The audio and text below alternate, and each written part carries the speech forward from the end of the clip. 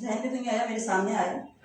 جیسے ادب کی رونق ہمارے دم سے ہے، من کو کہہ رہا ہے ان لوگوں کے دم سے نہیں جن کے پاس چھاپنے کی مشینیں، سیاہی اور ان گنت کاغذ ہیں. تو جو ویسٹرن تھاٹس جس طرح سے ہماری لیتے ہیں ود آؤٹ کریڈٹ، یہ ایک بات کی نشاندہی ہے، اور من کو خود اپنے زمانے میں اس بات کو کہہ رہے ہیں. بہت شکریہ آپ سب کا، میری طرف سے بھی شکریہ. میں اور حجاز صاحب یہاں کے کو فاؤنڈر ہیں، بہت سے نئے چہرے ہمیں یہاں پہ نظر آ رہے ہیں، باقی سارے پرانے کمیونٹی ممبرس ہیں، ان سب کا بھی بہت شکریہ یہاں پہ تشریف لانے کے لیے. اور تھوڑا سا ہم اس کو بیسک سے شروع کریں گے تاکہ جو لوگ جن کے بالکل بھی ذہن میں کوئی چیز سوال ہے یا کوئی چیز کلیئر نہیں ہے تو اس کو ہم کلیئر کرتے ہوئے اس تمہید کو آگے بڑھیں. اچھا، بات شروع ہو رہی ہے کیونکہ ظاہر ہے فرائڈ پہلے آئے ہیں مطلب دنیا میں، ہی از بورن بفور منٹو. تو ہم وہاں پر دیکھتے ہیں کہ کس طرح سے فرائڈین سائیکالوجی یعنی سائیکو انالیسس کا جو ایک سیریز چلی ہے وہ کہاں سے انسپائر ہوئی ہے، کہاں سے شروع ہوئی ہے. تو بیسیکلی فرائڈ ایک ڈاکٹر تھے، like he was a neurologist. جس طرح پہلے سارے پروفیشنز اتنے زیادہ کوئی قابل قبول نہیں ہوتے تھے یا مقبولیت کے باعث نہیں ہوتے تھے، تو وہ 2-3 ہی پروفیشنز ہوتے تھے جس میں لوگ جایا کرتے تھے. اس میں سے ان کے اوپر بھی ایک زیر اثر چیز تھی، جبکہ وہ خود رپورٹ کرتے ہیں کہ ان کے اندر ایک فلسفی والی خو تھی اور آرٹسٹ والی چیز تھی، لیکن کیونکہ معاشرے کا پریشر بہت زیادہ تھا تو انہوں نے اپنی جو پڑھائی تھی وہ میڈیسن میں تھی، نیورولوجسٹ بنے وہ، ان کا کافی اس میں کام بھی آگے چلتا آیا ہے.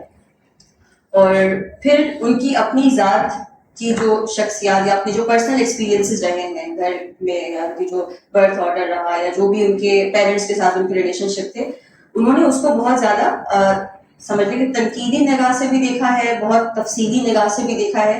یعنی ریفلیکشن ان کا اس زمانے میں، جبکہ اس وقت کسی کو نہیں پتا تھا کہ ریفلیکٹ اپنی ہی ذات کے اندر کیسے کرنا ہے، تو وہ انہوں نے کیا اور اس کی جرات بھی کی کہ اس کو تسلیم بھی کیا.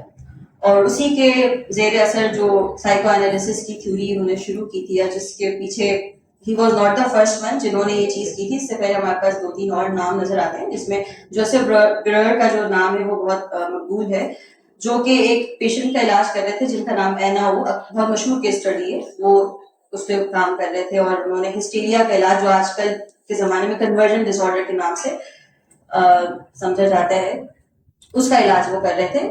یعنی انہوں نے یہ پہلی بات کہی تھی کہ آپ کی جو سمٹمز ہیں، جیسے اگر پیرالسس ہے یا کوئی بھی طرح کی فزیولوجیکل مسئلہ ہے آپ کا، اس کا ایک ریزن سائیکالوجیکل بھی ہو سکتا ہے. مطلب وہ جب میڈیسن ایک طرح سے پروان چڑھ رہی ہے، ہر کوئی کہہ رہا ہے کہ بایولوجیکل ریزن ہر چیز کے پیچھے ہوتا ہے، وہاں پر کوئی یہ شخص آ کر کہہ رہا ہے کہ اگر آپ کو کوئی بھی طرح کے فزیولوجیکل مسئلے ہیں، اس کے پیچھے کوئی سائیکالوجیکل ریزن بھی ہو سکتا ہے. تو اس پہ انہوں نے جو ہے ہپنوسس کرنا شروع کیا تھا، جس کے اندر کچھ سرٹن ٹیکنیکس وہ یوز کرتے تھے. اچھا، فرائڈ نے اسی سے انسپائر ہو کے ایک لاشعوری، جیسے جس کو ہم کہتے ہیں انکانشیس، اس کے اوپر جو ہے وہ بات کی تھی. اور ان کا یہ کہنا تھا کہ جو ہمارے ایکشنز ہیں، کسی بھی طرح کے ایکشن ہیں، ان میں کہیں نہ کہیں ہمارے لاشعور کا عمل دخل ضرور ہوتا ہے. اور انہوں نے یہ بھی کہا کہ جو لاشعور ہے اس تک رسائی آسانی سے ممکن نہیں ہوتی، اس کے لیے بہت آپ کو جو ہے کام کرنا پڑتا ہے اور ہمت چاہیے ہوتی ہے کہ آپ اپنے لاشعور تک جو ہے وہ پہنچیں. بہرحال انہوں نے پھر یہ کانشیس، انکانشیس اور سب کانشیس کا کانسیپٹ انٹروڈیوس کیا تھا کہ آپ کا ایک جو ہے ظاہری سیلف ہے جس سے آپ آگاہ ہیں کہ آپ کے ساتھ کیا ہو رہا ہے یا کیا چاہتے ہیں آپ، وہ ساری چیزیں.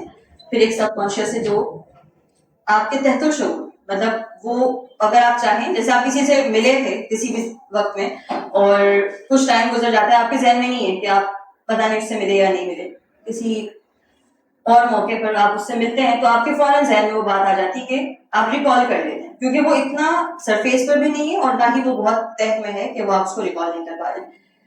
تو اس کو سب کانشیس کا کانسیپٹ انہوں نے دیا. اور ایک ہوتا ہے انکانشیس جس تک ہماری رسائی بہت مشکل ہوتی ہے، اور اس تک رسائی کے لیے انہوں نے بہت سارے جو ہے وہ ٹیکنیکس وغیرہ جو بھی ان پہ کام تھا اس پہ انہوں نے کرنا شروع کیا.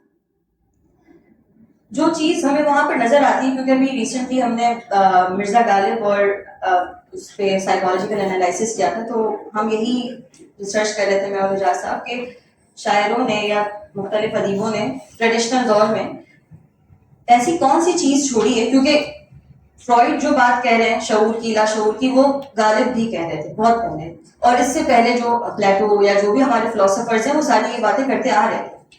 لیکن جو زبردست چیز بات ہمیں فرائڈ کی کام میں نظر آئی وہ یہ نظر آئی کہ سب فلاسفرز اور اس سے پہلے جتنے شاعر تھے انہوں نے اپنی کام کا موضوع بنایا تھا فلسفے کو. یعنی ہم جو زندگی گزار رہے ہیں, ہمارے جو بیہیویئرز ہیں, وہ فلسفی, اس کی فلسفی کیا ہے, اس کے اوپر اسپرچول کام کیا ہوا ہوا ہے, ٹریڈیشنل کام اس کے اندر کیا ہوا ہوا ہے. لیکن کسی نے بھی اس میں فطرت پہ کام نہیں کیا تھا. یعنی جو ہماری کمزوریاں ہو سکتی ہیں, لمیٹیشنز ہو سکتی ہیں, اور اس کے اوپر جو ہے کہ واز دا فرسٹ ون جنہوں نے اپنا موضوع اس کو بنانا شروع کیا, اور ان چیزوں پہ بھی بات کی جو ہماری فطرت ہے, جس سے ہم بھاگ نہیں سکتے, جس کو ہم اگنور نہیں کر سکتے, اور جب ہم اگنور کرتے ہیں تو اس کے نتائج بہت برے نکلتے ہیں, اور اسی چیز پر انہوں نے کام شروع کیا.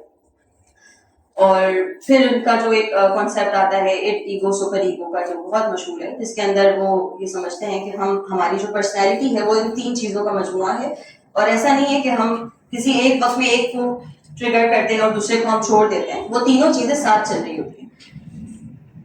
اٹ ایک چھوٹا بچے کی طرح ہے جو کوئی ریزننگ نہیں سمجھتا, اور وہ جو ہے اگر اس کو بھوک لگتی ہے تو وہ کھانا مانگتا ہے, وہ شور مچاتا ہے, وہ امپلسو ہوتا ہے.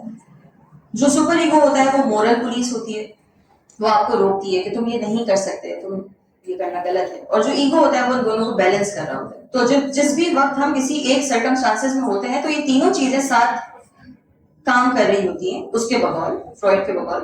اور اس مومنٹ پہ جب ہم اس سے نکل جاتے ہیں, مطلب اگر ایگو جیت جاتا ہے دونوں چیزوں کو بیلنس کرنے میں, اور ایک بہتر ڈیسیجن لے لیتا ہے کہ اپنے اٹ کو بھی ایکنالج کر کے اپنے سپر ایگو کی بھی تھوڑی سی بات سن کر, جو بیلنس ٹائم ہوتا ہے اس کو ہم کہتے ہیں کہ وہ ایگو, مطلب آپ نے اس میں اپنی کامیابی حاصل کر لی, جو بھی کانفلکٹ تھا آپ نے اس کو ریزالو کر لیا.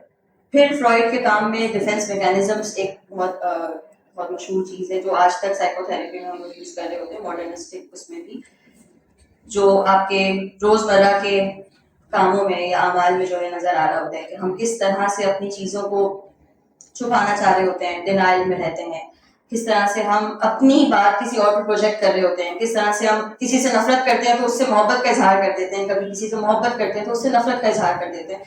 تو مختلف طرح کے ڈیفینس میکینزم جو کہ فرائڈ نے بتائے تھے اور اس پہ انہوں نے کام بھی کیا تھا, تو وہ پیش کیے گئے. پھر فکسیشن کی ایک تھیوری انہوں نے دی تھی. اچھا, یہ ساری سائیکو انالیسس کی ہی جو ہے بنیاد تھی. اس کے بعد کارل یونگ نے بھی اور ایڈلر نے بھی, باقی جتنے بھی آگے سائیکو انالسٹ آئے, انہوں نے اسی کام کو بنیاد رکھتے ہوئے کام اس پہ شروع کیا. اور فرائڈ نے, جیسے حجاز صاحب نے بتایا کہ وہ جو دور تھا جو فرائڈ نے وٹنس کیا تھا, وار والا جو دور تھا, اس کے اندر بہت سارے مسائل اس کو نظر آنا شروع ہوئے تھے, جو کہ دوسرے لوگوں کو بھی نظر آ رہے تھے. لیکن ظاہر ہے جب کوئی ایک شخص تھوڑی سی باریک بینی کی نگاہ رکھتا ہے, اس کے لیے زندگی گزارنا بہت مشکل ہو جاتا ہے.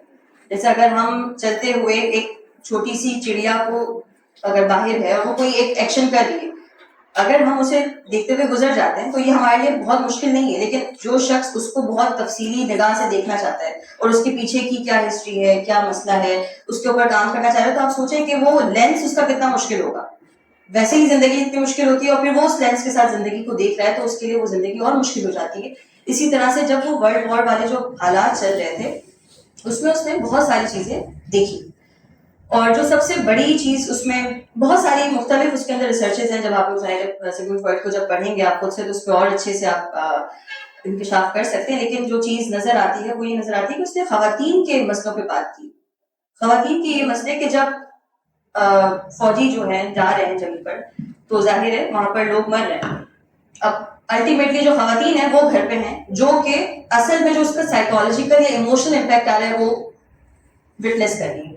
اور اس کے اندر بہت ساری چیزیں جو ہے ان کے لیے ڈیفیکلٹ ہیں, جس کے اندر ہسٹیریا کے بھی سمٹمز انہوں نے بتائے ہیں, وہ ساری چیزیں آپ کو اس میں نظر آئیں گی. تو جب انہوں نے اس پہ بات کرنا شروع کی, اور ایسا ہی ہوا کہ جب منٹو نے بھی خواتین کے مسائل پہ بات کرنا شروع کی, یا جس نے بھی کبھی بھی خواتین کے مسائل پہ بات کرنا شروع کیے, تو اس کو جنسی قرار دیا گیا. یہ ایک بہت کامن چیز ہے کہ اس چیز کو جو کہ اس کے مسئلے ہیں لیکن عورت موضوع ہے اس کے مسائل کا یا اس کی آرٹ کا یا اس کی تحریر کا، تو وہ جنسی ہے اور وہ ایکسیپٹیبل نہیں ہے سوسائٹی کے لیے، کیونکہ کوئی سننا نہیں چاہتا، کیونکہ وہ بہت انکمفرٹیبل ہوتا ہے اور اس کے ساتھ بہت سارا شیم اور ساری جو ہماری لحاف ہے اس کے اوپر وہ ہٹنا پسند نہیں کرتا معاشرہ. ایک تو یہ پہلو ہو گیا، لیکن اس کا یہ مطلب نہیں کہ صرف انہوں نے خواتین کے مسئلوں پہ بات کی، انہوں نے بہت سارے ایسے مسائل پہ بھی بات کی جو مردوں کے تھے جس پہ کوئی اور بات نہیں کر رہا تھا. اور یہاں سے پھر جو ہے کہ سائیکو انالیسس کا بنیاد چل رہی تھی اور اس پہ جو ہے وہ ساری چیزیں ہوتی آ رہی تھی. تو اب ہم دیکھتے ہیں کہ فرائڈ ایک بہت ہی نامور سائیکو انالسٹ ہیں، ان کے نام سے ایک تھراپی کی ساری اسٹریٹجی چلنا شروع ہوئی، جو کہ آج ماڈرنسٹ جو ہوتے ہیں، بہت سارے لوگ ٹریڈیشنل سائیکو تھراپی کو نہیں مانتے کیونکہ ابھی بہت ساری چیزیں جو ہے وہ نئی ہو چکی ہیں، نئی ٹیکنیکس آ چکی ہیں، لیکن ان کو ڈیزرو ریکگنیشن بھی ملی، ان کے کام کو امپورٹنس بھی ملی. اور اس کی ایک بہت بڑی وجہ یہ بھی تھی کہ فرائڈ کے جو کیسز تھے وہ حل ہو جاتے تھے. کیسے حل ہو جاتے تھے؟ جو ہمیں بڑی مشہور کیس اسٹڈیز نظر آتی ہے اس میں سے ڈورا اور لٹل ہنس بہت مشہور ہے، اور اینا والی جو تھی وہ بھی مشہور کیس اسٹڈی ہے. تو ان کا یہ ماننا تھا کہ جب وہ شروع کرتے تھے کام کسی بھی کلائنٹ کے ساتھ کرنا یا جو پیشنٹ ان کا آتا تھا تو وہ رپورٹ کرتا تھا سمٹمس، اور سمٹمز ایسے نہیں ہوتے تھے کہ مجھے اداسی ہو رہی ہے، جو کہ آج ہم لوگ اپنے کلائنٹلز میں دیکھ رہے ہوتے ہیں کہ یا تو غصہ آ رہا ہے یا اداسی ہو رہی ہے. وہ سمٹمز اس طرح کے ہوتے تھے اس زمانے میں جس کی کوئی بایولوجیکل ریزن نہیں ہوتا تھا، اور وہ پھر بھی ایکسپیرینس کرتے تھے، جیسے کہ وہی پیرالسس ہو گیا یا شیورنگ کرنا یا پھر اسپیچ ختم ہو جانا. اب آپ سوچیں کہ مطلب ایز اے تھراپسٹ میں نے اس وقت بہت کم ایسے کیسز دیکھے ہوں گے، اور جب دیکھے ہوئے تو I personally refer them to a psychiatrist. لیکن تھراپی میں جب ہم آ رہے ہوتے ہیں آج ماڈرنسٹک دور میں، تو یہاں پر اس طرح کی چیزیں ابھی اتنی زیادہ نہیں نظر آتی کیونکہ ایموشنل ریکگنیشن ہو گئی ہے بہت سالوں تک. اس سے یہ سارا جو ہوا ہے 100 سالوں میں 150 سالوں میں، اس کے اندر لوگوں کو آگاہی ہو چکی ہے. لیکن اس دور میں ایسا نہیں تھا. اس دور میں تو یہی بات مان لیتے وہ کہ آپ کے جو بایولوجیکل مسئلے ہیں اس کا بھی کوئی سائیکولوجیکل ریزن ہوتا ہے، تو یہی بڑی بات تھی. تو ان کا موضوع سے بھی ہوتا تھا کہ ٹھیک ہے اس کو پیرالسس ہے اور اب اس کا جو ہے مسئلہ حل نہیں ہو رہا، اس کی تو رپورٹس بھی کلیئر ہے، تو اب کیا مسئلہ ہے، کیا ایسی چیز ہو سکتی ہے. تو اسی میں یہ کیس اسٹڈیز ہمیں نظر آتی جس میں انہوں نے اس چیز کو آئیڈینٹیفائی کیا جو کہ کبھی آئیڈینٹیفائی نہیں ہوئی تھی. اینڈ اگر ہم ڈورا جو کیس اسٹڈی ہے اس کی مثال لیتے ہیں تو وہ بھی اسی سمٹم کے ساتھ آئی تھی کہ ان کو پیرالسس تھا اور ان کا ایک ہاتھ جو ہے وہ کام نہیں کر رہا تھا. پھر جب ان کی سارے سیشنز ہوئے فرائڈ کے ساتھ، جتنی بھی چیزیں ڈسکور کی، تو اس میں کہیں نہ کہیں ان کی سیکشول ہیراسمنٹ کی ہسٹری نکلی. اور اس ہسٹری کو نکلنے کے بعد ایسا نہیں تھا جو کہ آج کی سائیکو تھراپیز فارم کر رہی ہوتی کہ ہم سمٹم ریڈکشن کی طرف کام کرتے ہیں لیکن ساتھ ساتھ ہم اس کو ختم کرنے کی بھی کوشش کر رہے ہوتے ہیں، یا ہم اس کے اندر کوئی ایسی ٹیکنیک انکلوڈ کرتے ہیں جیسے سی بی ٹی یا ڈی بی ٹی یا جتنے بھی ابھی اسٹریٹجیز چل رہی ہیں کہ ہم فوری طور پہ اس کو ختم کرنا چاہتے ہیں اور ہم سولوشن دینا شروع کرتے ہیں. وہاں پر صرف اتنا کام ہوتا تھا کہ ہمیں صرف ریزن پتا چل جاتا تھا. یہاں پر ہمارا سائیکو تھراپی کا مقصد ہو جاتا تھا کہ جب آپ کو ریزن پتا چل گیا، آپ نے وہ اظہار کر دیا، آپ کو وہ اسپیس مل گیا کہ جو چیزیں معاشرے میں آپ نہیں کہہ پاتے ہو آپ نے وہاں پر کہہ دی. جو فری ایسوسیشن کی بھی ایک چیز انہوں نے بتائی تھی، اور وہ جو ہے آہستہ آہستہ 11 ویکس کے اندر جس طرح بھی کام ہوا اور آپ کو جو ہے وہ سامنے نظر آنا شروع ہو گیا. تو پھر پتا چل گیا بھائی یہ تو پیغمبر آنا صلاحیت لے کر آئے ہوئے، یہ کیسے ڈاکٹر ہیں جو کہ اس طرح سے ٹریٹمنٹ دے رہے ہیں. تو کتابوں میں یہ ملتا ہے کہ وہ ایک ایک دن میں 15 پیشنٹس ٹریٹ کر رہے ہوتے تھے، کیونکہ اس طرح کی شفا ان کے ہاتھ میں تھی. جو ورلڈ وار سے متاثر لوگ ہو رہے تھے، جو ٹراما وٹنس کر رہے تھے. اب ٹراما 2 طریقے کا ہو سکتا ہے جو فرائڈ کی تھیوری کے اندر ہمیں نظر آتا ہے، اس میں ایک ڈیتھ ڈرائیو ہے اور ایک لیبیڈو والی انہوں نے بات کی ہے، اور ایک ایگریسو جو ڈرائیو ہے. تو دونوں ہی چیزیں آپ کو نظر آئیں گی، یا تو جو خون خرابہ بھی ہو رہا ہے یا جو ایگریشن آپ کو نظر آ رہا ہے یا جو سیکچوئل ہیراسمنٹ والی چیزیں نظر آ رہی، دونوں کا ہی جو انہوں نے ایک نتیجہ نکالا کہ یہ چیزیں آپ کو آپ کے بیہیویئرز میں نظر آنا شروع ہوتی ہیں اور وہ آپ کو فزیولوجیکلی طور پر بھی امپیکٹ کر سکتی ہیں. تو یہ ساری باتیں فرائڈ اپنے زمانے میں کہہ رہے تھے جب بھی وہ کہہ رہے تھے. پھر اس کی انہوں نے اپنی سائیکالوجیکل ایسوسیشن بنائی جس میں انہوں نے اپنے اسٹوڈنٹس ٹرین کرنا شروع کیے اور پھر وہ ایک سلسلہ آگے بڑھتا رہا.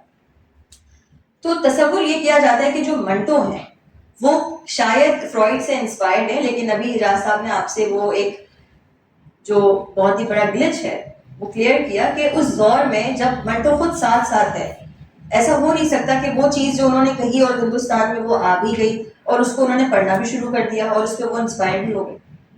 کیونکہ منٹو نے جب انکشاف کرنا شروع کیا تھا اپنی چیزوں کا, وہ ہی واز ویری ینگ, وہ تو 42 ایئرس میں ان کی ڈیتھ بھی ہو گئی. تو آپ سوچیں کہ ان کے افسانوں کی اتنی لمبی تعداد ہے, شاید میں نے خود بھی پرسنلی طور پہ شاید 20-25 ہی پڑھے ہوں گے, لیکن لا تعداد ہے وہ, بہت سارے. تو اس اور ہر افسانے میں ایک نئی گرہ کھلتی ہے اور وہ فطرت کی گرہ ہوتی ہے انفارچونیٹلی, جو کہ معاشرہ ایکسیپٹ نہیں کرنا چاہتا, کیونکہ معاشرہ یا تو سطحی طور پہ رہنا چاہتا ہے جس کے اندر پاپولر فکشن آپ لوگ سب آگاہ ہیں کہ بہت مشہور جو ناولز آج کل چل رہے ہوتے ہیں پسند بھی آتے ہیں, جس کے اندر بہت سطحی باتیں ہوتی ہیں اور اس کا ریئلٹی سے کوئی تعلق نہیں ہوتا. یا پھر آپ چلے جائیں کہ وہ اسپرچل لیول پر جاتی ہیں جس کے اندر ظاہر ہے اسپرچویلٹی از اے بگر موضوع دین دا فطرت, لیکن اس کا یہ مطلب نہیں ہے کہ فطرت کو کوئی آئیڈینٹیفائی نہ کرے.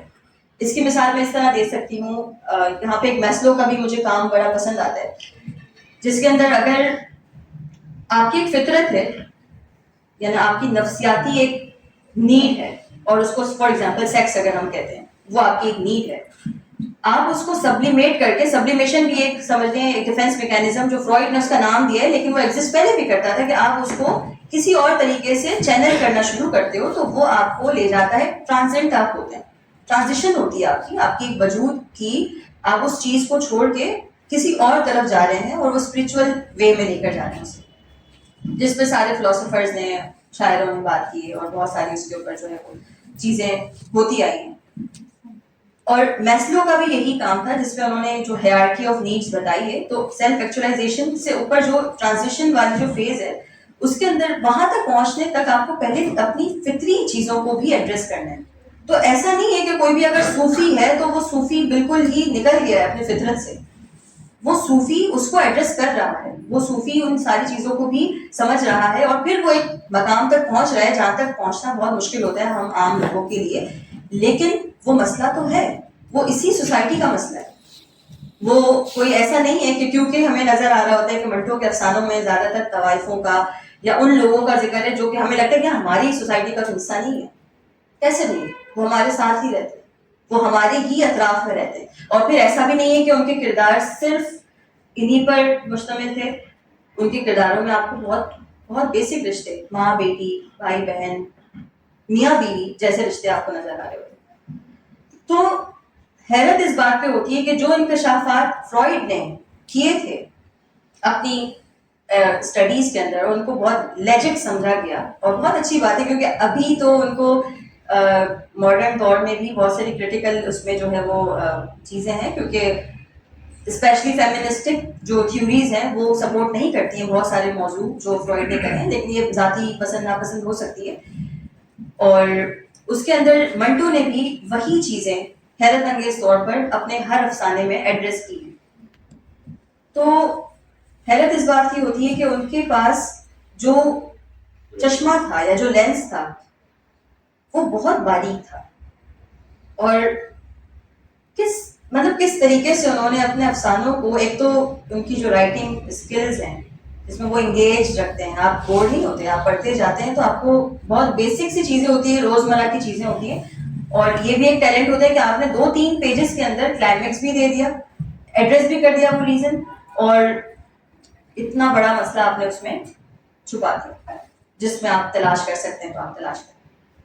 تو یہ کوئی آسان بات نہیں ہے, مطلب he was a joint intellectual I believe, and بہت ہی سمجھنے کے ہمت تو درکار تھی ہی, کیونکہ جس طرح سے آپ سوچیں کہ ابھی بھی ہم جو ویلیڈیشن کی بات کر رہے ہوتے ہیں, کنفرمیٹی کی بات کر رہے ہوتے ہیں, ہم چھوٹا سا اسٹیپ نہیں لے پا رہے ہوتے ہیں کیونکہ ہمیں ڈر ہوتا ہے کہ یار معاشرہ کیا کہے گا, پیپل پلیزنگ ٹینڈنسیز ہمارے اندر ہوتی ہے, نہیں بھی ہوتی تو ہمیں اپنے گھر والوں کی جو ہے وہ عزت آبرو بڑی پیاری ہوتی ہے, تو ہم اس میں نہیں کر رہے ہوتے, چھوٹا سا بھی ایکٹ نہیں کرنا چاہ رہے ہوتے. لیکن آپ سوچیں اس دور میں منٹو نے اتنا بڑا قدم اٹھایا اور ان کو کوئی ڈر نہیں تھا.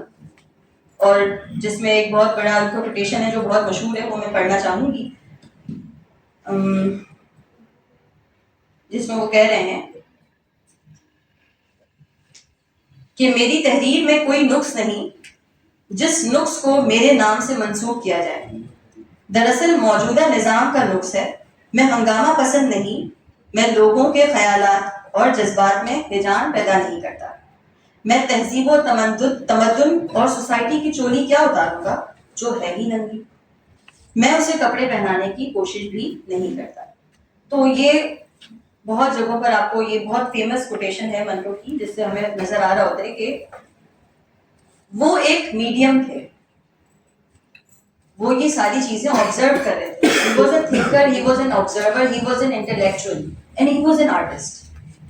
He was able to convey what he was feeling. مطلب یہ بہت بڑی صلاحیت ہوتی ہے کہ جو آپ نے اپنے انٹرنل لیول میں پروسیس کیا اور اس کو آپ نے بھیج بھی دیا, اور وہ اتنا برا بھی لگ گیا لوگوں کو کیونکہ سب کو ہٹ کیا, کیونکہ وہ کہیں نہ کہیں سب کی حقیقتیں تھیں. لیکن ضروری نہیں ہے کہ ہم, جیسے کہ فرائڈ نے بتایا کہ انکانشیس تک پہنچنا ہر شخص کی بس کی بات نہیں ہوتی ہے, سب کانشیس تک پہنچنا بھی نہیں ہوتی ہے.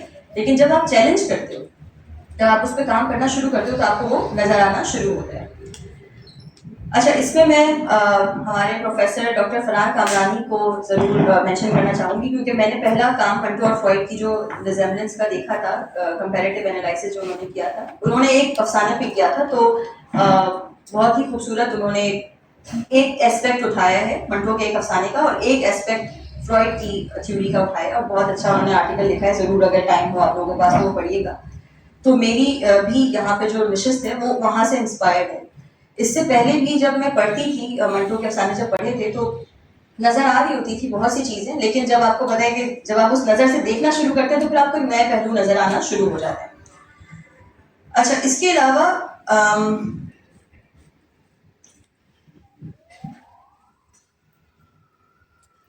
بہت سی ڈیفینس میکینزمس جو کہ فرائڈ نے اپنے اس میں کہے ہیں, چھوٹے چھوٹے اسٹیٹمنٹس میں منٹو کے آپ کو نظر آئیں گے. اگر آپ لوگوں کا پڑھنے کا اس میں ہو تو ضرور اس کو نوٹ کیجیے گا کہ کس طرح سے باریک بینی سے انہوں نے ڈیفینسز کو بیان کیا ہے. ہمارے جو ہم جس اینزائٹی سے یا جس چیز سے, جس انکمفرٹیبل ٹروتھ سے بھاگ رہے ہوتے ہیں, وہ اس میں بہت آسانی سے اس کو مینشن کر رہے ہیں. اس کے علاوہ کچھ اقتباسات میں اٹھانا چاہوں گی منٹو کے ہی رائٹنگز میں سے, اور اس کو میں تھوڑا سا آپ لوگوں کو ایکسپلین کروں گی. اور پھر ایک افسانہ جو میں نے چوز کیا ہے آج پڑھنے کے لیے, جس کے اوپر ہم تھوڑا سا ریفلیکٹ کریں گے آخر میں, اور بتائیں گے کہ یہ تو ایپیٹوم ہے سائیکو انالیسس کی تھیوری کا. اور حیرت ہوتی ہے کہ اس زمانے میں انہوں نے یہ بات کہی, اور اس زمانے میں انہوں نے یہ بات شاید اپنے اطراف میں محسوس بھی کی. اور وہ جو ویسٹرنائزڈ کلچر ایک ہو رہا تھا جس کے اندر وہ دیکھ رہے تھے کہ انڈیا اور پاکستان جو, کیونکہ وہ آزادی کے خلاف تھے, ایک تو پولیٹیکل بھی سازشیں بہت رہی ہیں ان کے خلاف کہ جو چیزیں انہوں نے کہہ دی وہ تو ایک طرف تھی, لیکن وہ کیونکہ پولیٹیکل بھی ان کے افسانے ہوتے تھے تو اس وجہ سے بھی اکثر ان کو جو ہے وہ جیل وغیرہ کے چکر لگانے پڑتے تھے. ایک طرف سے یہ بھی ایک مسئلہ چل رہا تھا کہ وہ بہت دل برداشتہ تھے جو چیزیں ہو رہی تھی اطراف میں, اور مذہب کے نام پر یا تقدس کے نام پر, اخلاق کے نام پر, تو وہ ان ساری چیزوں کو دیکھ بھی رہے تھے اور ہمت بھی کر رہے تھے ان پہ بات کرنے کی, اور پھر انہوں نے اتنا بڑا کام اس میں کر بھی دیا.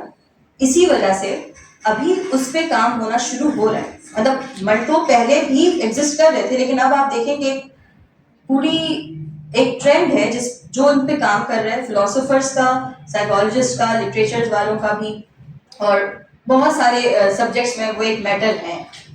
کیونکہ یہ گمان ہوتا ہے کہ شاید وہ نفسیات دان ہی تھے, لیکن نفسیات دان کیا, اس وقت وہ خود ایک طرح سے نفسیات سائیکالوجی پنپ رہی تھی, تو وہ تو اس کی بہت ہی رگوں میں آلریڈی بسے ہوئے تھے, اور وہ باتیں کر چکے تھے جو کہ بہت نئی تھی, جدت تھی ان میں.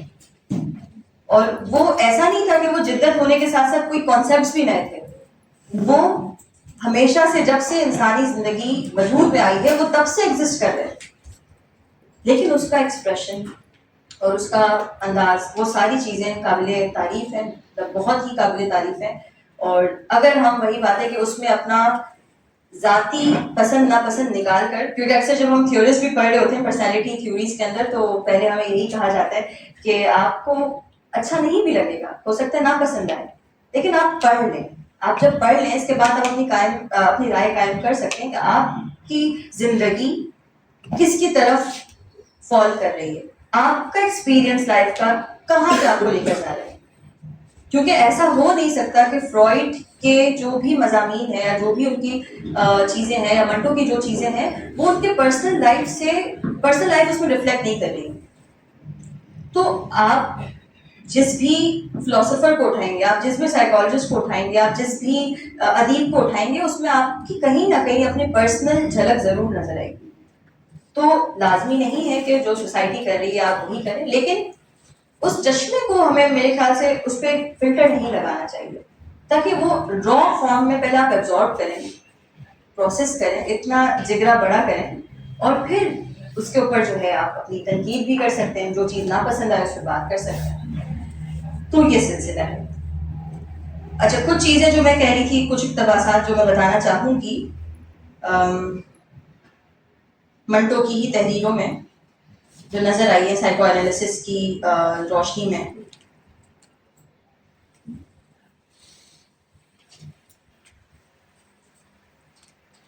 اچھا جی، وہ کہہ رہے ہیں کسی لڑکے کو لڑکی سے عشق ہو جائے تو میں اسے زخام کے برابر اہمیت نہیں دیتا، مگر وہ لڑکا میری توجہ کو ضرور کھینچے گا جو ظاہر کرے کہ اس پر سینکڑوں لڑکیاں جان لیتی ہیں، لیکن در حقیقت وہ محبت کا اتنا ہی بھوکا ہے جتنا بنگال کا فاقہ زدہ باشندہ ہے. چکی پیسنے والی عورت جو دن بھر کام کرتی ہے اور رات کو اطمینان سے سو جاتی ہے، وہ میرے افسانوں کی ہیروئن نہیں ہو سکتی. اس کے بھاری پپوٹے جن پر برسوں کی نیندیں منجمد ہو گئی ہیں میرے افسانوں کا موضوع بن سکتے ہیں. اس کی غلاظت، اس کا چڑچڑاپن، اس کی گالیاں، یہ سب مجھے بھاتی ہیں. میں ان کے متعلق لکھتا ہوں اور گھریلو عورتوں کی کلامیوں، ان کی صحت اور ان کی نفاست پسندی کو نظر انداز کر جاتا ہوں. یعنی ایک روایتی اس میں آپ دیکھیں کہ وہی بات ہے کہ انکمفرٹیبل ڈس لائک چیزیں جو کہ کسی کو پسند نہیں آ رہی، وہ اتنا اگلی ٹروتھ ہے جس کو کوئی دیکھنا نہیں چاہتا. جیسے ہم کہتے ہیں نا کہ کچرے والا جو ہے قابل عزت نہیں ہے، یا کچرا لے کر جا رہا ہے، وہ تو کچھ ہے ہی نہیں نا، وہ تو کچرا لے کر جا رہا ہے، لیکن وہ بھی ایک رول پلے کر رہا ہے. وہ جو غلاظتیں ہیں معاشرت کی یا وہ جو چیزیں ہیں، منٹو نے اس کے اوپر بات کی. ٹھیک ہے. اس کے علاوہ جو افسانے کی میں آپ سے ذکر کر رہی تھی،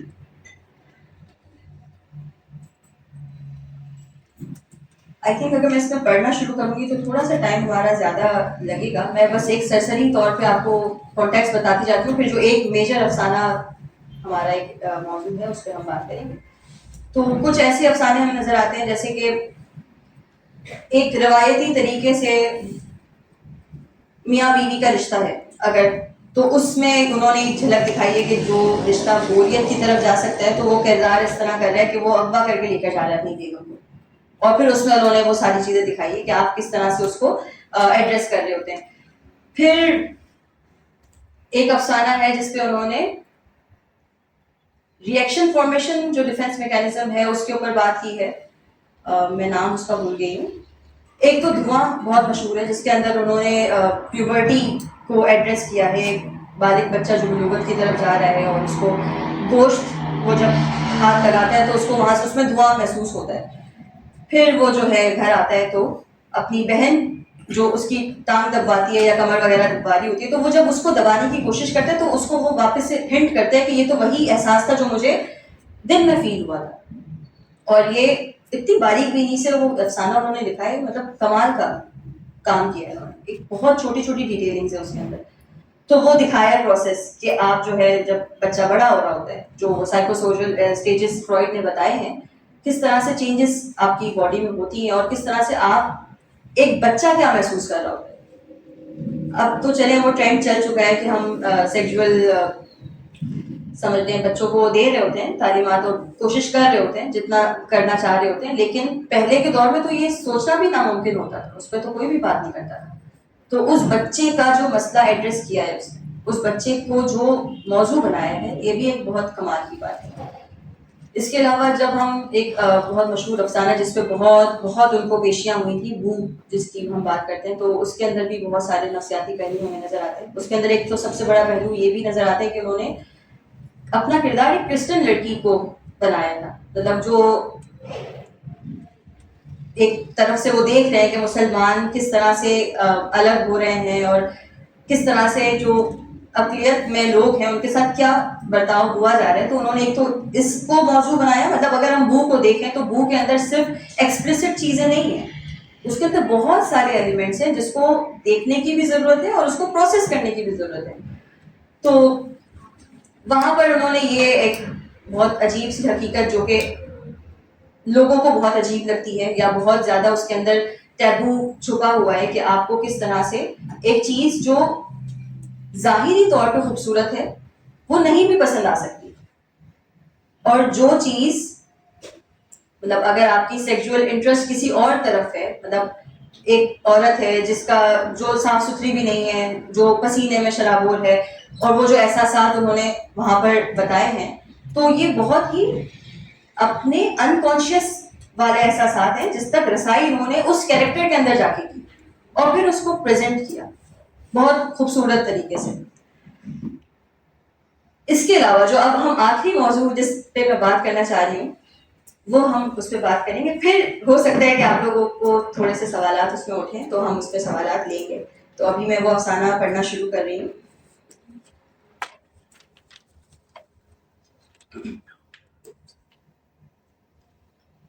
یہاں تک کسی کا کوئی سوال ہے تو وہ پوچھ سکتے ہیں جب تک میں وہ نکال لوں. Any question, anything that you would like to share?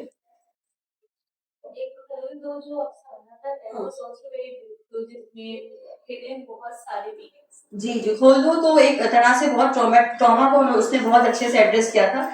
اور ٹراما کہ آپ ایک طرح سے آپ کی ہیرسمنٹ ہوئی ہے، جو بھی چیز آپ کے ساتھ ہوئی اس کیریکٹر کے ساتھ ہوئی، تو کیسے اس کی انسٹنکچوئل ایک ڈرائیو تھی کہ اس نے وہ کہا اور وہ جو ہے اس نے شلوار اپنی کھول دی جبکہ وہ کھڑکی کھولنے کی بات ہو رہی تھی. تو یہ تو ایک کلائمیکس تھا اس کا، لیکن اس سے پہلے بھی بہت ساری چیزیں اس میں نظر آتی ہیں جو کہ بہت خوبصورت ہیں اور بہت سائیکولوجیکل آپ کہہ سکتے ہیں کہ نفسیات اس میں بہت زیادہ فطرت وغیرہ جو ہے وہ آئیڈینٹیفائی کی ہے. ایک اور افسانہ میں نے ابھی پڑھا تھا ریسنٹلی جس کے اندر دو بہنیں تھیں، میں نام اس کا بھول گئی. کیا نام تھا اس کا؟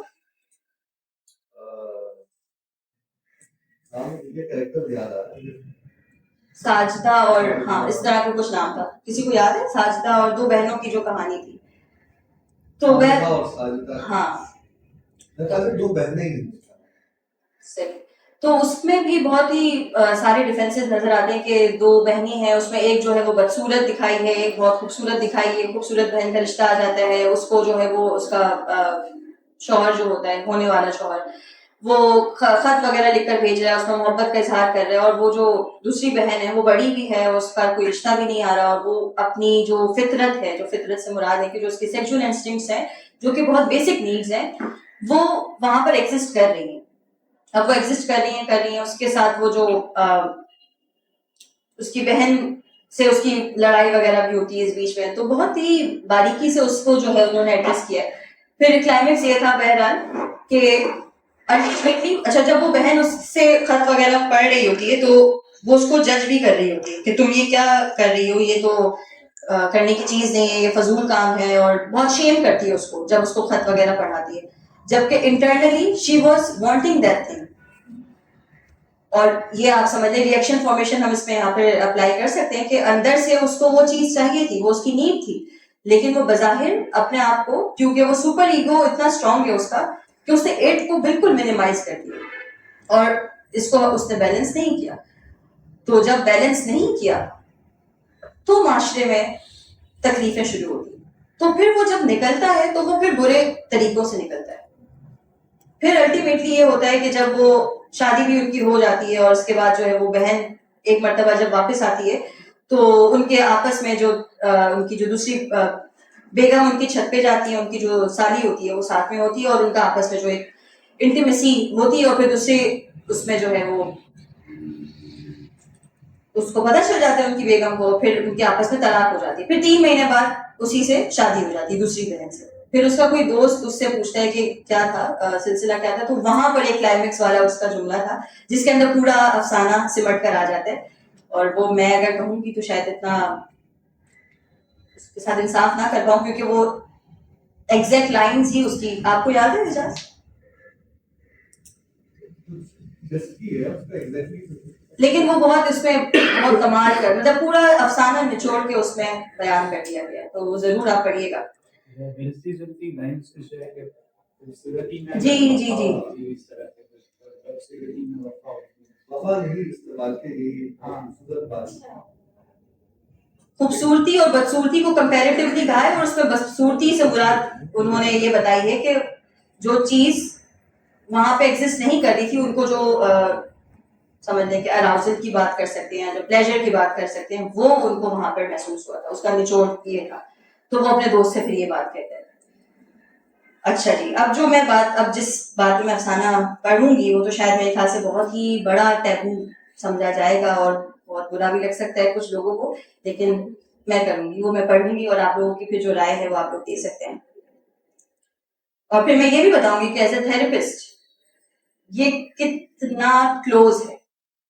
ایسا نہیں ہے کہ یہ آج کل کی حقیقتیں نہیں ہیں، تو ہمیں لگتا ہے کیونکہ ہم منہ چھپانا چاہتے ہیں، وہ بہت انکمفرٹیبل ہے، وہ ہمیں ہمارے سارے اندر کی جو بھی چیزیں ہیں انٹرنل سیلف ہے وہ سامنے لے آتا ہے، تو اس سے پردہ کرنا چاہتے ہیں، تو وہ انکمفرٹیبل لگتا ہے ہمیں، لیکن ایسا نہیں ہے کہ وہ حقیقتیں نہیں ہیں. تو ایک اور جو آتھر ہیں جنہوں نے بہت اچھا مطالعہ کیا ہوا ان کا نام ہے طاہرہ ارشاد قاضی اور ڈاکٹر طاہر عباس. یہ بہاولپور کے جو ہے وہ پروفیسرز ہیں یونیورسٹی کے، اسلامک یونیورسٹی آف بہاولپور، اور انہوں نے بہت اچھا کام اس پہ کیا ہے. اور اتفاق سے یہ کوئی بہت پرانا کام نہیں ہے، ڈاکٹر فرحان کا آرٹیکل 2024 کے دسمبر میں آیا ہے، اور یہ جو آرٹیکل جن کی میں بات کر رہی ہوں انہوں نے صرف فرائڈ کے نہیں بہت سارے مختلف اینالسٹ کی روشنی میں بات کی ہے، وہ 2025 میں آیا ہے، تو it's not that much like پرانا نہیں ہے یہ بہت زیادہ. ٹھیک ہے، لیکن اس میں پھر سے میں وہی وضاحت کروں گی کہ وہ ایگو آنا نہیں ہے، وہ جو آپ ایگو جس کو ریفر کر رہے ہیں نا، یہ ایگو ایک طرح سے آپ کو دونوں چیزوں کو بیلنس کر رہا ہے. کسی بھی طرح کی سچویشن میں اگر ہم ہوتے ہیں، مثال کے طور پہ ابھی یہاں پہ کوئی مجھے بہت بھوک لگتی ہے ابھی کی طرح، میں بہت بھوکی ہوں اور یہاں پہ کوئی برگر رکھ دیتے ہیں، اب ایسا نہیں ہے کہ میں سب کچھ جانتے ہوئے بھی برگر کھانے کی خواہش نہیں رکھ سکتی، وہ میرا ایٹ ہے جو مجھے کہے گا کہ لے لو برگر ہی تو ہے، اور سپر ایگو مجھے کہے گا نہیں آپ نہیں لے سکتی ہو، اٹس ویری بیڈ، سب بیٹھے ہوئے ہیں تو کیسے ہو سکتا ہے. لیکن اگر میرا B P for example drop ہو رہا ہوگا تو میرا ایگو کہے گا اچھا ایک بائٹ کھا لو تھوڑا سا اسٹیبل ہو جاؤ. دس از واٹ ایگو ڈز، وہ آپ دونوں کی ایکسٹریمٹیز کو ریگولیٹ کر رہا ہوتا ہے، وہ ہم ہر مطلب روزمرہ کے کاموں میں اس کو یوٹیلائز کر رہے ہوتے ہیں. کبھی کبھی جب ہم امپلسو ہوتے ہیں یا جب ہم کچھ ایکٹ آؤٹ کرتے ہیں، مطلب بہت غصہ شو کر رہے ہیں یا بہت زیادہ کوئی چیز ہے جس کے لیے بے چین ہو رہے ہیں، کوئی انتظار ہے جو نہیں کٹ رہا یا جو کچھ خواہش ہے جو پوری نہیں ہو پا رہی ہے اور اس کے لیے ہم ریئیکشنز دے رہے ہیں، تو وہاں پہ کہیں کہیں ہم اپنی ایٹ کی تسکین کر دیتے ہیں. وہ ایکٹنگ آؤٹ ایک طرح سے آپ کو بتا رہا ہوتا ہے کہ you are badly wanting that but it's not fulfilling, so you are now using this defence mechanism. اور جو سپر ایگو والے جو لوگ اگر جو سپر ایگو کو بہت زیادہ ڈومینیٹ کرتے ہیں تو پھر وہ شخص بعد میں جا کر جہاں پر جس پہ مرتبہ نے بہت سارے افسانے لکھے ہیں وہ معاشرے میں کہیں اور پھر آپ کو جو ہے وہ اپنی ایٹ کو سیٹسفائی کرتا ہوا نظر آئے. وہ شخص جو بہت پارسائی کے ساتھ اپنے آپ کو بچائے ہوئے چل رہا ہوتا ہے. ایک ابھی ریسنٹ ایک افسانہ میں نے اس پہ بھی پڑھا تھا جس میں آئی تھنک اس کا نام پہ میں بھول گئی، بہت بری میری یادداشت ہے، اور وہ بھی بہت مشہور ہے. پروفیسر صاحب کی ایک کہانی ہے جنہوں نے شادی نہیں کی تو نہیں کی پورے ٹائم پر، اور پھر ان کو جو ہے وہ ایک 18 سال کی ہے 16 سال کی ایک اسٹوڈنٹ ملتی ہے جو بچی ہوتی ہے، وہ ان کے ساتھ آ کر رہتی ہے, ان کو ٹی بی ہو جاتا ہے, اس طرح کی کوئی پلاٹ ہے ان کے کھانے کا, تو پھر الٹیمیٹلی وہ اپنی جو فطرت اور جبلت کی جو بات ہوتی ہے وہ وہاں پر اپنی فلفل کر لیتے ہیں. اور آئی تھنک وہ کنسنچولی ہوتا ہے, ایسا نہیں تھا کہ وہ ہیراسمنٹ کرتے ہیں, لیکن ایک طرح سے وہ فلفل کرتے ہیں. تو وہ پھر وہ اس سے کنفیس کرتے ہیں کہ میں نے جو پوری زندگی گزاری, آج میں تم سے اعتراف کرتا ہوں کہ میں تو پوری زندگی ایک جھوٹا انسان ہوں, میں نے اپنے اوتھینٹک سیلف کو نکالا ہی نہیں تھا, اور اوتھینٹک سیلف کے اندر آپ کی فطرت لازمی ایگزسٹ کر رہی ہے. تو بات یہ ہوتی ہے کہ آپ اس کو ایکسپلور کریں, اس کو ایڈریس کریں, اور پھر آپ اس کے اندر بیلنس قائم کریں. اچھا, بہت اچھی بات یہ بھی ہے کہ وہی بات ہے کہ اس کے اندر ضروری نہیں ہے کہ ہم ان ساری چیزوں کی کوئی نہ کوئی سولوشن نکالیں یا کوئی حل نکالیں. جان لینا یا اس کی آگاہی بھی بہت ہوتی ہے. تو یہ تو ابھی کے ویسٹرن فلاسفی سمجھنے کے اپروچ ہے کہ یار ہمیں ہر چیز کا حل بھی چاہیے, یہ ہو رہا ہے تو مجھے اس میں سے سکون کیسے ملے گا, کبھی کبھی ڈسکمفرٹ میں رہنا بھی حل ہوتا ہے. تو اس کو امبریس کرنا بہت ضروری ہے, اس کو ایکنالج کرنا بہت ضروری ہے, اور اس کے اوپر پھر آپ کی اپنی زندگی ہے, آپ اس دنیا میں آئے ہیں تو آپ کی کوئی نہ کوئی فلسفہ ہوگا, آپ کا اپنا کوئی تھاٹ پروسیس ہوگا, اس کو پھر آپ اس میں یوٹیلائز کر سکتے ہیں. کیا ہم ایٹ کو نفس سے ملا سکتے ہیں کہ جو ہماری نفس ہوتی ہے ہماری پلیزر ڈریون ہوتی ہے, کہ ہم پلیزر کی طرف جا رہے ہیں, ہمیں کچھ بھی چاہیے تو ہم اس کی طرف جاتے ہیں, تو ہم ایٹ کو نفس ایگو کیسے, نفس ہم ایگو کو کیسے, بٹ اگر ہم ایٹ کو نفس کہہ رہے ہیں اور جو سپر ایگو ہے اس کو ہم روح کی طرف لے کے جا رہے ہیں, کیونکہ ہماری ہوتی ہے نا نفس روح, اور بیچ میں قلب ہوتا ہے جو ان دونوں کو بیلنس کر رہا ہوتا ہے, جو دونوں کی طرف چلتا ہے. جو ہماری روح کی نیڈ ہے جو مورل کی طرف آ جائے گی اس کو ہم سپر ایگو کہہ سکتے ہیں, اور جو ہماری نفس والی نیڈ ہے جو ہم پلیزر کی طرف بھاگتے ہیں ہم اس کو جو ہماری ایٹ ہے وہ بھی کہہ سکتے ہیں. اور جو ہماری ایگو ہے وہ سینٹر ہے, بیلنس کر رہی ہے, ہم اس کو قلب بھی تو کہہ سکتے ہیں. کہنے پہ تو ہم کچھ بھی کہہ سکتے ہیں, اور یہی تو مزے کی بات ہے کہ منٹو نے کچھ کہے بغیر ان سارے فینومینلز کو بتا دیا. یہ تو ہمارے لیے ضروری ہے کہ ہم اس کو کیٹیگریز کر رہے ہیں, اس کی ڈیفینیشنز بھی نکال رہے ہیں. آرٹسٹ اور ادیبوں کے لیے یہ چیزیں میٹر نہیں کرتی, وہ اپنی بات کہہ جاتے ہیں, ان کو کسی صنعت کی بھی ضرورت نہیں ہوتی, ان کو کسی اسٹیمپ کی بھی ضرورت نہیں ہوتی. اور وہ بہت میں نے یہ غالب والے اس میں بھی مینشن کیا تھا کہ سیگمنڈ فرائڈ نے خود یہ بات کہی ہے کہ میں جہاں پہ بھی جاتا ہوں مجھ سے پہلے شاعر موجود ہوتا ہے, اور شاعر سے مراد آرٹسٹ بھی ہو سکتا ہے, رائٹر بھی ہو سکتا ہے, کوئی پینٹر بھی ہو سکتا ہے. آپ دیکھیں پینٹنگ کے اندر بھی بہت ساری جو حجاز صاحب بتا رہے تھے ویسٹرنائز جو چیزیں ہوئی ہیں اس کے اندر وہ آرٹ فارم کو چینج کیا گیا, اور اب وہ دوبارہ سے ویسا ہونا شروع ہو رہا ہے. ہاں, وہ اچانک سے وہ ساری جو چیزیں ہیں نا وہ الٹ ہونا شروع ہو رہی ہیں اطراف میں, آپ دیکھیں تو یہ ساری حقیقتیں ہیں. اچھا, میں اب افسانے کی طرف جا رہی ہوں, پھر میں آخر میں دوبارہ سے سوالات کی ایک اس میں رکھوں گی, پڑھنا میں شروع کر رہی ہوں, آپ لوگ غور سے سنیے گا. جی جی, نام ہے اللہ دیتا. پڑھا ہے کسی نے؟ کتنے لوگوں نے پڑھا ہوا ہے؟ دو بھائی تھے, اللہ رکھا اور اللہ دیتا. دونوں ریاست پٹیالہ کے باشندے تھے. ان کے آباء و اجداد البتہ لاہور کے تھے, مگر جب ان دو بھائیوں کا دادا ملازمت کی تلاش میں پٹیالہ آیا تو وہیں کا ہو رہا. اللہ رکھا اور اللہ دیتا دونوں سرکاری ملازم تھے. ایک چیف سیکریٹری صاحب, دوسرا کنٹرول آف اسٹورز کے دفتر کا چپراسی. دونوں بھائی ایک ساتھ رہتے تھے تاکہ خرچ کم ہو. بڑی اچھی گزر رہی تھی. ایک صرف اللہ رکھا کو جو بڑا تھا, اللہ رکھا بڑا بھائی تھا, جو بڑا تھا اپنے چھوٹے بھائی کے چال چلن کے متعلق شکایت تھی. وہ شراب پیتا تھا, رشوت لیتا تھا, اور کبھی کبھی کسی غریب اور نادار عورت کو پھانس بھی لیا کرتا تھا. مگر اللہ رکھا نے ہمیشہ چشم پوشی سے کام لیا تھا کہ گھر کا امن اور سکون درہم برہم نہ ہو. دونوں شادی شدہ تھے. اللہ رکھا کی دو لڑکیاں تھیں, ایک بیاہی جا چکی تھی اور اپنے گھر میں خوش تھی, دوسری جس کا نام سگرا تھا 13 برس کی تھی اور پرائمری اسکول میں پڑھتی تھی. اللہ دیتا کی ایک لڑکی زینب تھی, اس کی شادی ہو چکی تھی مگر اپنے گھر میں اتنی خوش نہیں تھی, اس لیے کہ اس کا خاوند اوباش تھا. پھر بھی جو تو نبھائے جا رہی تھی.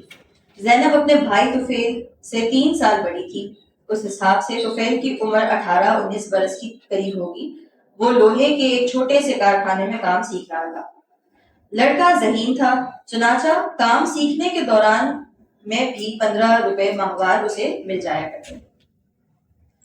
دونوں بھائیوں کی بیویاں بڑی اطاعت شعار، محنتی اور عبادت گزار عورتیں تھیں. انہوں نے اپنے شوہروں کو کبھی شکایت کا موقع نہیں دیا. زندگی بڑی ہموار گزر رہی تھی کہ ایکا ہندو مسلم فسادات شروع ہو گئے.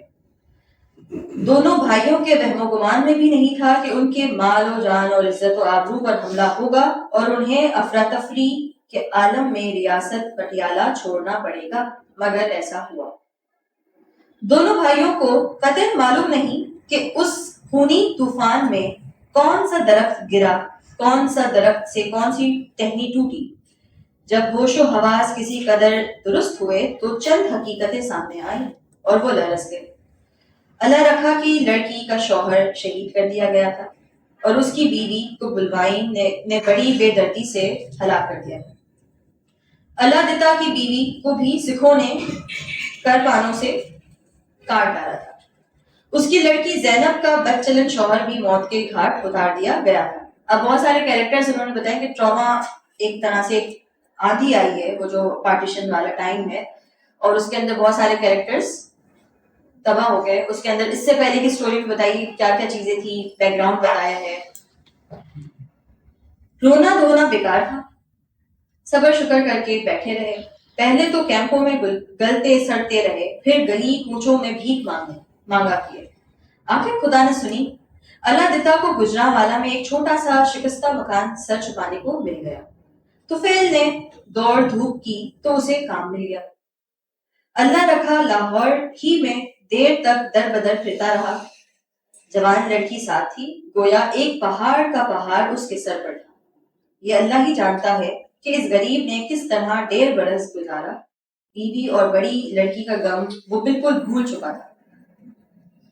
قریب تھا کہ وہ کوئی خطرناک قدم اٹھائے کہ اسے ریاست پٹیالہ کے ایک بڑے افسر مل گئے جو اس کے بڑے مہربان تھے. اس نے ان کو اپنی حالت بتائی. آدمی رحم دل تھا. اس کو بڑی دقتوں کے بعد لاہور کے ایک عارضی دفتر میں اچھی ملازمت مل گئی تھی. چنانچہ انہوں نے دوسرے روز ہی اس کو 40 روپیہ ماہوار پر ملازم رکھ لیا اور ایک چھوٹا سا کوارٹر بھی رہائش کے لیے فراہم کر دیا. اللہ رکھا نے خدا کا شکریہ ادا کیا جس نے اس کی مشکلات دور کی. اب وہ آرام سے سانس لے سکتا تھا اور مستقبل کے متعلق اطمینان سے سوچ سکتا تھا. سگرا بڑے سلیقے والی سگڑ لڑکی تھی. سارا دن کام کر کے گھر کے کام کاج میں مصروف رہتی. ادھر ادھر سے لکڑیاں چن کر لاتی، چولہا سلگاتی اور مٹی کی ہنڈیا میں ہر روز اتنا سالن پکاتی جو 2 وقت کے لیے پورا ہو جایا کرتا. آٹا گوندتی، پاس ہی تندور تھا، وہاں جا کر روٹیاں لگوا دیتی. تنہائی میں آدمی کیا کچھ نہیں سوچتا، طرح طرح کے خیالات آتے ہیں. سگرا عام طور پر دن میں تنہا ہوتی تھی اور اپنی بہن اور ماں کو یاد کر کے آنسو بہاتی رہتی.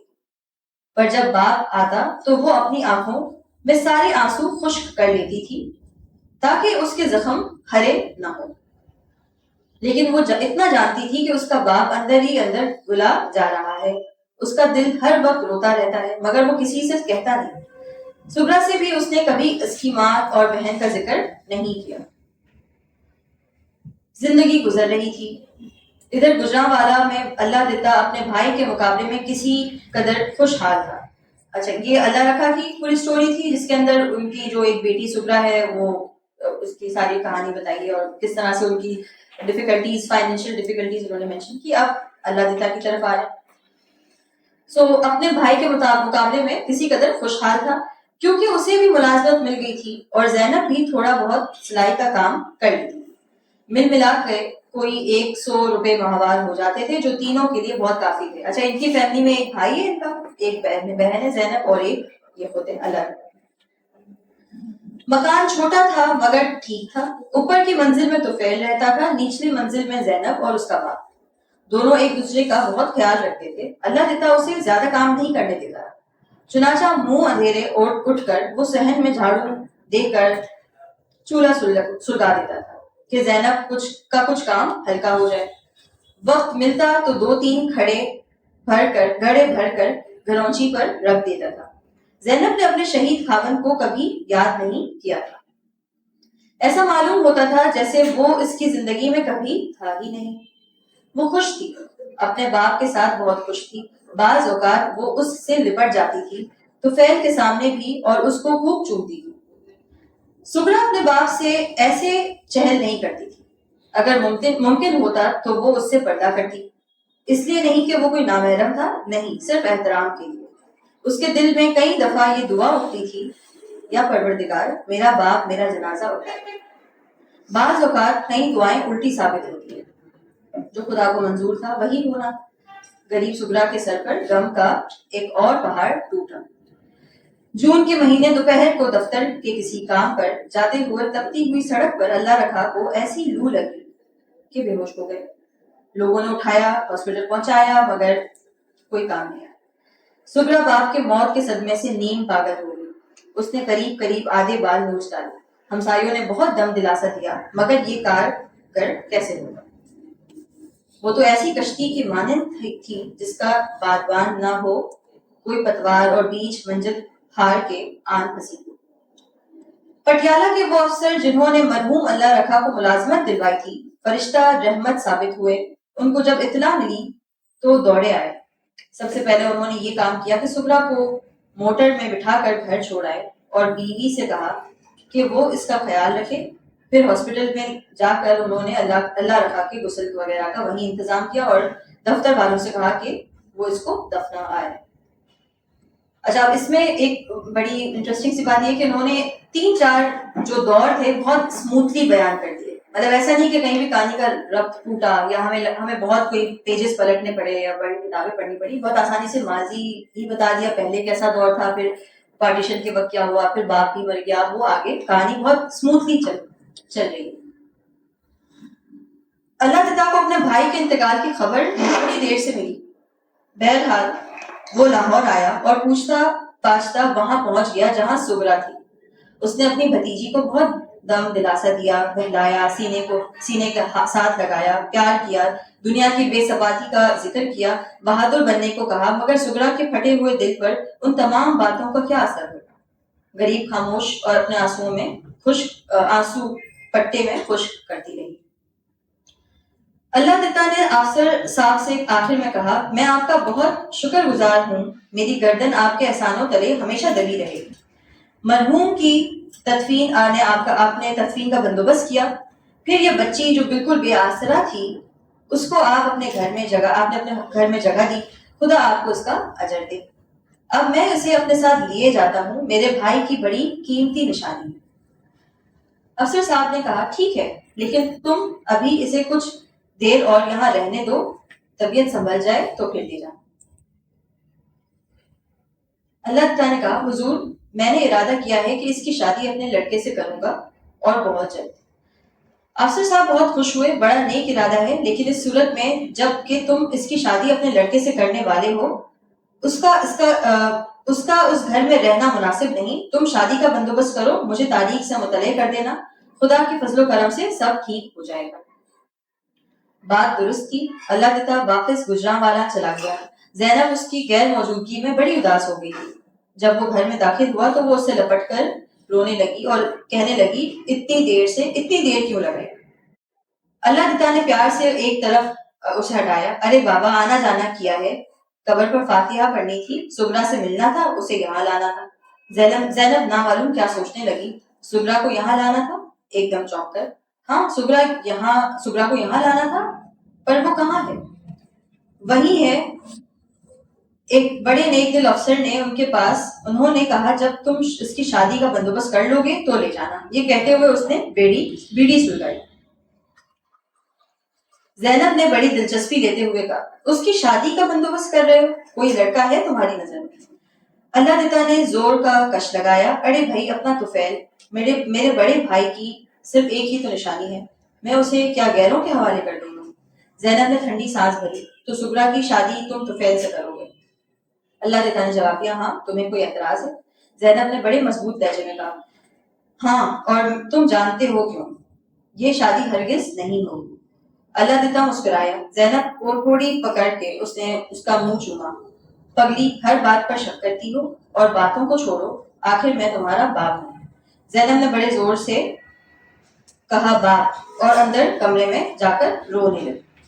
اللہ تعالیٰ اس کے پیچھے گیا اور اس کو پکارنے لگا. دن گزرتے گئے. طفیل فرما بردار لڑکا تھا. جب اس کے باپ نے سغرا کی بات کی تو وہ فوراً مان گیا.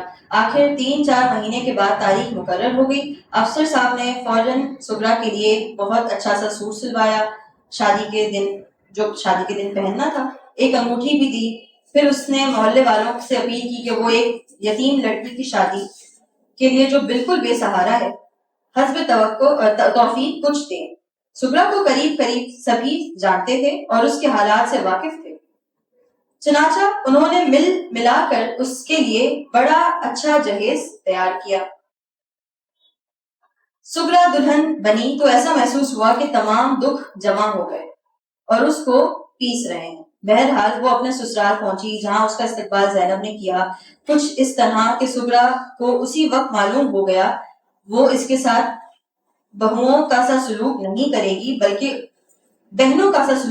گی بلکہ ساس کی طرح پیش آئی. اب وہ شادی ہو گئی ہے, وہ ٹرانزیشن ہو رہا ہے اور اس کے اندر زینب اور سغرا کی اب اس میں بات چیت چل رہی ہے. سغرا کا اندیشہ درست تھا. اس کے ہاتھوں کی مہندی ابھی اچھی طرح اترنے بھی نہ پائی تھی کہ زینب نے اس سے نوکروں کے کام لینے شروع کر دیے. جھاڑو, برتن, چولہا, چوکی, پانی وہ بھرتی, یہ سارے کام وہ کرتی پھرتی اور بڑے سلیقے سے کرتی. لیکن پھر بھی زینب خوش نہیں ہوتی. بات بات پر اس کو ڈانٹتی, دبکتی, جھڑکتی رہتی.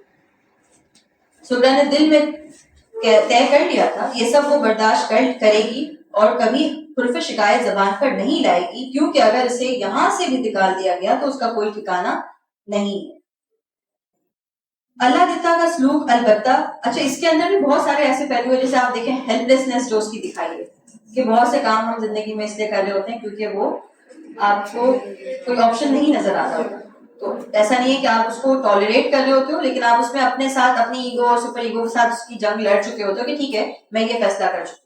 اور پھر ایک طرح سے آپ زینب کے جو ایموشنز ہے وہ بھی آپ اس پہ بھی اس پہ بھی نظر ثانی رکھیں کہ کس طرح سے وہ اپنی ایموشنز کو اور کس طرح سے وہ بہیو کر رہی ہے. ایک نیا شخص ابھی گھر میں آیا ہے اور اس کی کیا تاثرات ہیں. اللہ تعالیٰ کا سلوک البتہ اس سے برا نہیں تھا. زینب کی نظر بچا کر کبھی کبھار وہ اس کو پیار کر لیتا تھا اور کہتا تھا کہ وہ کچھ فکر نہ کرے, سب ٹھیک ہو جائے گا. سغرا کو اس سے بہت دھارس ہوتی. زینب جب کبھی اپنی کسی سہیلی کے ہاں جاتی اور اللہ جتنا اتفاق سے گھر پر ہوتا تو وہ اس سے دل کھول کر پیار کرتا, اس سے بڑی میٹھی میٹھی باتیں کرتا, کام میں اس کا ہاتھ بٹاتا, اس کے واسطے اس نے جو چیزیں چھپا کر رکھی ہوئی تھی دیتا اور سینے کے ساتھ لگا کر اس سے کہتا سغرا تم بڑی پیاری. سغرا جھیپ جاتی. دراصل وہ اتنے پرجوش پیار کی عادی نہیں تھی. اس کا مرحوم باپ اگر کبھی اسے پیار کرنا چاہتا تھا تو صرف اس کے سر پہ ہاتھ پھیر دیا کرتا تھا, اس کے کندھے پر ہاتھ رکھ کر اس سے یہ دعا کیا کرتا تھا خدا میری بیٹی کے نصیب اچھے کرے. سغرا طفیل سے بہت خوش تھی. وہ بڑا اچھا خاوند تھا, جو کماتا تھا اس کے حوالے کر دیتا تھا, مگر سغرا زینب کو دے دیتی اس لیے کہ وہ اس کے قہر و غضب سے ڈرتی تھی. طفیل سے سغرا نے زینب کی بدسلوکی اور اس کے ساس جیسے برتاؤ کا کبھی ذکر نہیں کیا تھا. وہ صلاح کل تھی, وہ نہیں چاہتی تھی کہ اس کے باعث گھر میں کسی قسم کی بدمزگی پیدا ہو, اور بھی کئی باتیں تھی جو طفیل سے کہنا چاہتی تھی مگر وہ ڈرتی تھی اور اس میں سے بچ کر نکل جائے گی, مگر وہ اکیلی اس میں پھنس جائے گی اور اس کے تاب نہ لا سکے گی, کیونکہ اس کو یہ ہیلپ لیسنس بھی تھی کہ اگر وہ کچھ کہہ بھی دے گی تو کیونکہ طفیل کا کریکٹر دکھایا کہ وہ اسٹینڈ نہیں لے رہا یا اس کی کوئی سہ نہیں ہے گھر میں, تو اس کو یہ اطمینان تھا کہ اگر میں کہہ بھی دوں گی تو کچھ فائدہ ہونا نہیں. یہ خاص باتیں اسے چند روز ہوئے معلوم ہوئی تھی اور وہ کانپ گئی تھی. اب اللہ دیتا اسے پیار کرنا چاہتا تو وہ الگ ہٹ جاتی یا دوڑ کر کہیں چلی جاتی جہاں وہ اور طفیل رہتے. یعنی ان دونوں کے پورشن دکھائے کہ وہ اوپر رہتے ہیں وہ نیچے رہتے ہیں. طفیل کو جمعہ کی چھٹی ہوئی تھی, اللہ دیتا کو اتوار کی ہوتی تھی اور اللہ دیتا کو اتوار کی. اگر زینب گھر پر ہوتی تو وہ جلدی کام ختم کر کے اوپر چلی جاتی. اگر اتفاق سے اتوار کو زینب کہیں باہر گئی ہوتی تو سغرا کی جان پر بنی رہتی.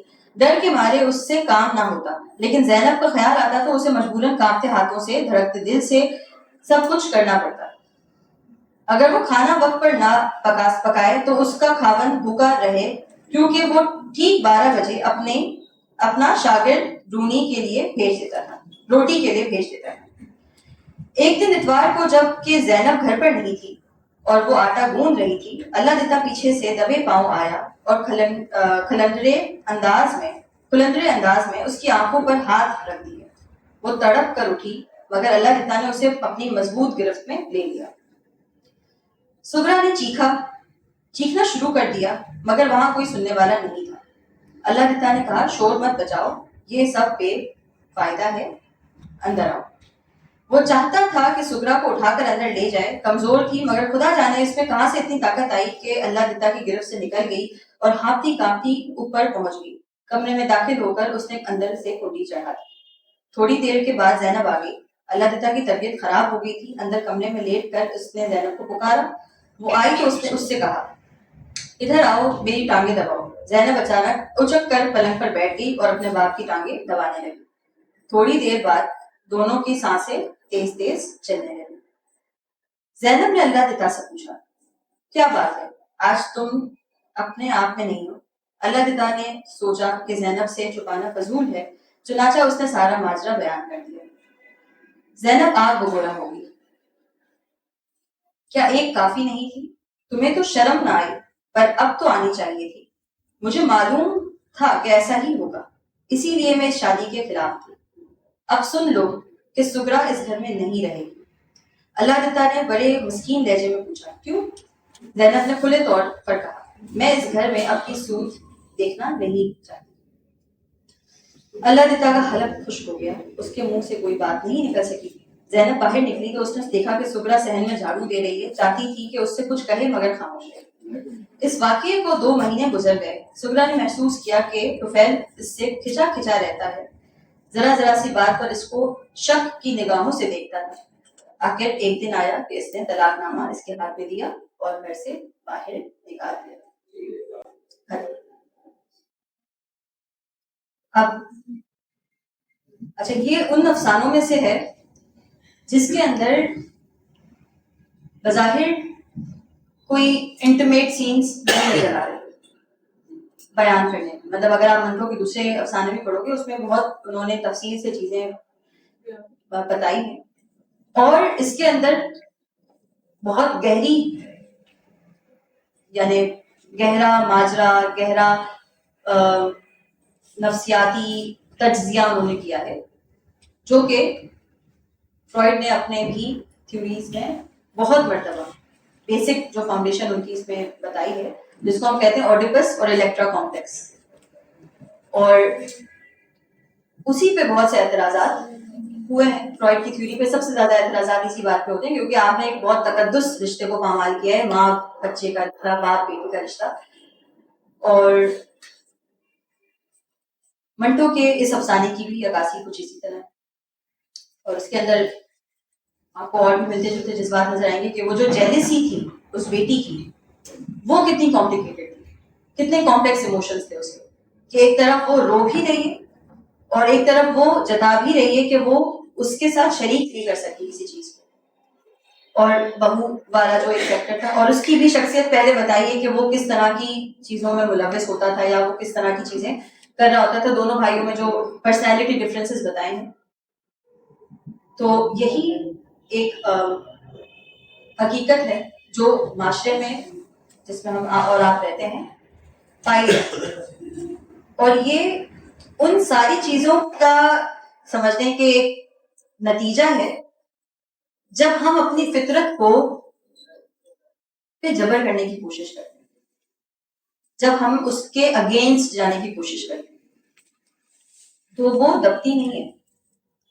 ہاں، اگر آپ نے اس کو سپلیمیشن کا ایک طریقہ آپ نے سمجھ لیا ہے، آپ کو لگ رہا ہے کہ روحانیت اس حد تک جیسے اسپرچویلٹی کی طرف آپ جا رہے ہیں اور پھر آپ کو وہ میٹر نہیں کرے گی، تو ایک الگ بات ہے، لیکن اس کو ایڈریس کیے بغیر آپ نہیں آگے بڑھ سکتے۔ تو بہت خوبصورتی سے اس مسئلے کو حل کیا، جیسے کہ وہی بات ہے کہ جب ورلڈ وار کی بھی بات ہو رہی تھی یا جب یہ پارٹیشن والا ٹائم ہوا تو خواتین اکیلی ہوا کرتی تھی، یا جب بھی ازدواجی رشتے جو تھے وہ بہت زیادہ امپیکٹ ہوئے تھے، تو اسی میں یہ آئیڈینٹیفیکیشن ہوئی کہ یہ ایسی چیز نہیں ہے جس کو آپ چھوڑ سکتے ہو، جب نیچر نے ہی آپ کو یہ چیز، یہ انسٹنکٹ یا یہ نیڈ آپ کو پرووائڈ کی ہے تو آپ اس کے اگینسٹ نہیں جا سکتے. تو دیر آر سرٹن ویز جس کو آپ نے طریقے سے، جیسے اگر ہم ریلیجیسلی بھی دیکھیں یا سب کانٹیننٹ میں جیسے اس طرح پہلے جتنے بھی لٹریچر ہمیں نظر آتے ہیں تو ایک طریقہ ٹائم لائن ہر چیز کی بتائی گئی ہے. اور پھر جب اس کے برعکس چیزیں ہوتی ہیں، اور اس کے برعکس ہو جانا الگ بات ہے، کیونکہ ظاہر ہے کسی کے اختیار میں تو نہیں ہوتی ہیں چیزیں، لیکن جب ہم اس کو دیکھ بھی نہیں پاتے، جب ہم اس کو آئیڈینٹیفائی بھی نہیں کر پاتے تو پھر وہ بہت مختلف زاویوں سے، بہت مختلف جگہوں سے، جہاں پہ اخلاقی برائی شروع ہوتی ہے، پستی شروع ہوتی ہے انسانی فطرت کی، پھر وہ وہاں پر نظر آتی ہے.